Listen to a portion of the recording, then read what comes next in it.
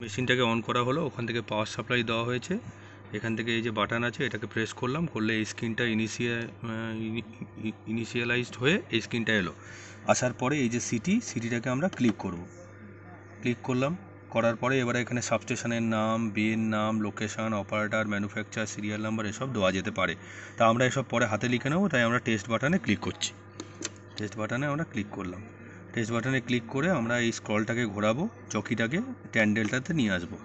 নিয়ে আসলে এই স্ক্রিনটা খুলে যাবে। এই স্ক্রিনটা খুললে আমাকে দেখে নিতে হবে আমরা বুশিংয়ের করছি সিটি দিয়ে বুশিংটা করা সম্ভব, তাই আমরা সিটি দিয়েই করছি।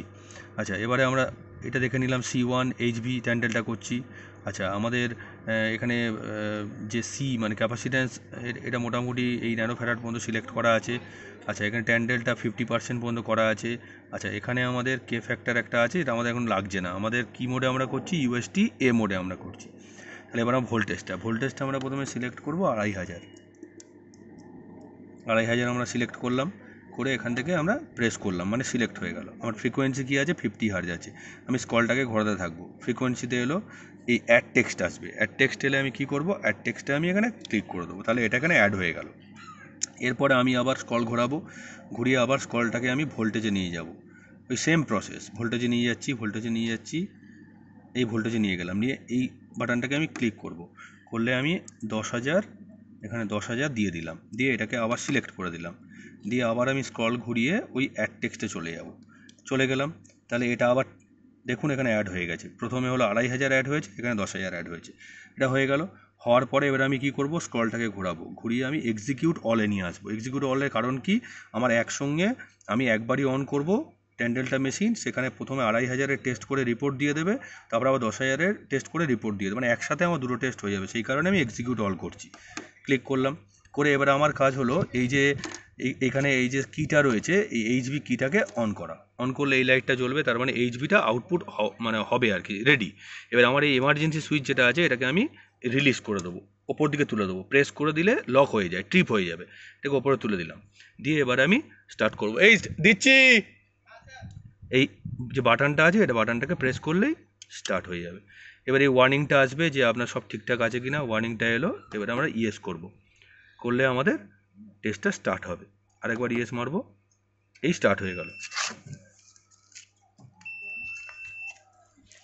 এই দেখুন লোডিং এভালুয়েশন ইন প্রোগ্রেস দেখাচ্ছে।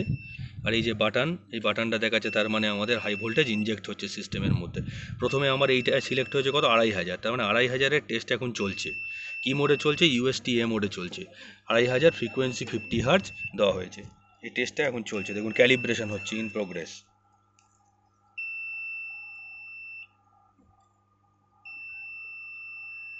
মেজারমেন্ট ইন প্রোগ্রেস,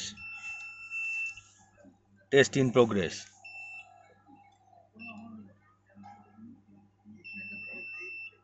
টেস্টটা কমপ্লিট হয়ে গেলে এখানে টিক চিহ্ন চলে আসবে।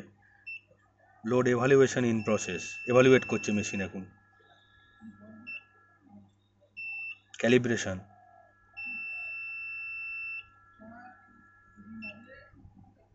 টেস্ট যখন কমপ্লিট হয়ে যাবে এখানে টেস্ট ডান দেখাবে।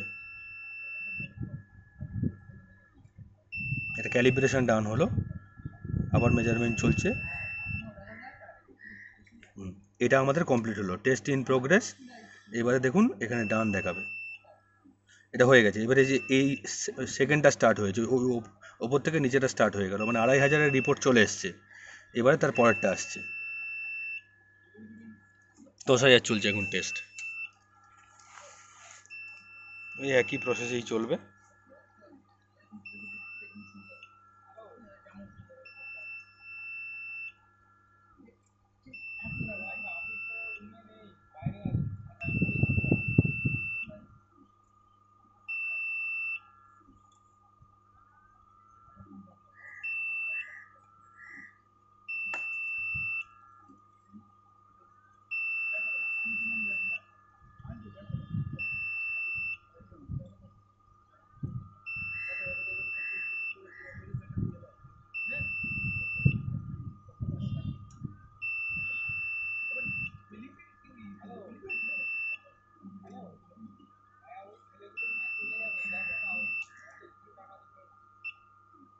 মেজারমেন্ট ডান।